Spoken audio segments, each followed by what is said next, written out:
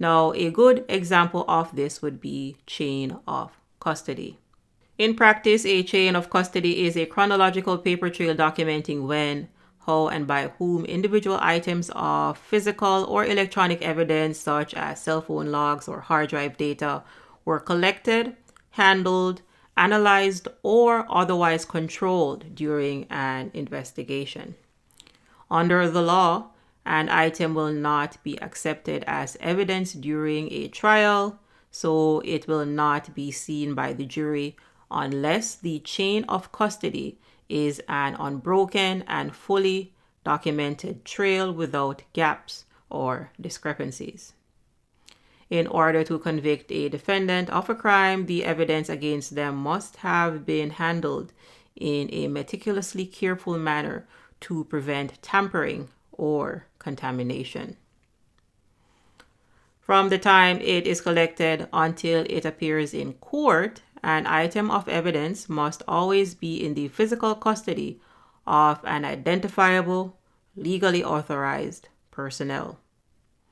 Thus, a chain of custody in a criminal case, for example, might be a police officer collects a gun at the crime scene and places it in a sealed container. The police officer then gives the gun to the police forensic technician. The forensic technician removes the gun from the container, collects fingerprints and other evidence present on the weapon, and places the gun along with the evidence collected from it back into a sealed container.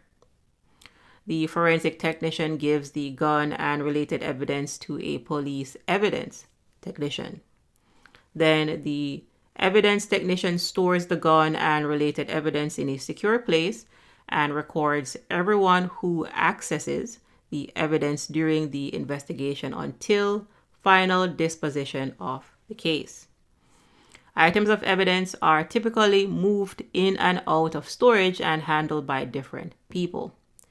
All changes in the possession, handling, and analysis of items of evidence must be recorded on what we call a chain of custody form.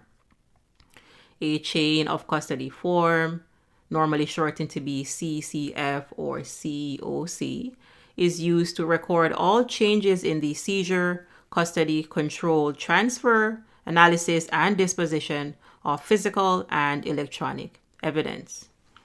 A typical chain of custody form will describe the evidence and detail the location and conditions under which the evidence was collected.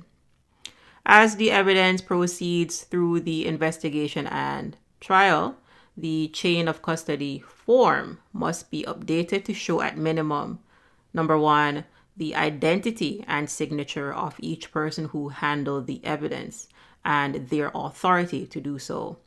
Number two, how long the evidence was in the possession of each person who handled it. And number three, how the evidence was transferred each time it changed hands.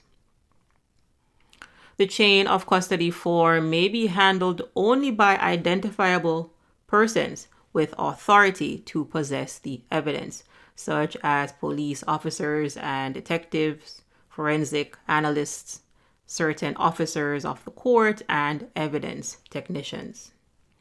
To the prosecution in criminal cases, a complete and properly completed chain of custody form is essential in withstanding legal challenges to the authenticity of the evidence.